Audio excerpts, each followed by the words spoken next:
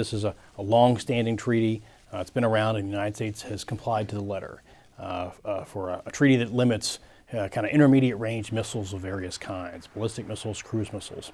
And the significance is that Russia, since around the 2008 timeframe, began to violate this treaty. They didn't pull out of it, as one would normally do in that kind of circumstance, but instead kind of stayed in the treaty but just chose to violate it. And so over the past two administrations, Obama and Trump, called them out and said, look, we know you're violating it, you need to stop, and they chose not to do it. And so this is kind of the United States saying we're not going to be in a treaty that's one-sided, we're going to have to pull out. We will therefore be able to pursue some kind of capability to take missiles that we perhaps launch from the sea or something like that and put them on trucks, as it were.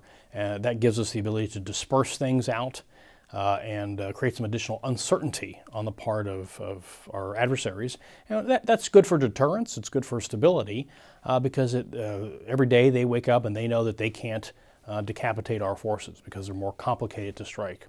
And this is especially true for the Asia Pacific, where China, for instance, has many hundreds and hundreds of missiles that target U.S. bases and U.S. ships, and the U.S. doesn't have something comparable because we've been limited by the treaty. How is the table going to be reset here?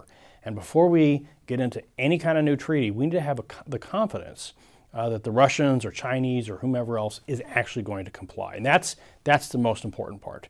And in terms of, you might say, the New START follow-on or something like that, the big options are basically twofold or threefold. One is just to kind of extend it in the same way, just with Russia and just with some of their nuclear weapons. The second option is to have a more comprehensive treaty that covers all nuclear weapons with Russia, including so-called non-strategics, to which the Russians have a 10-to-1 advantage relative to the United States.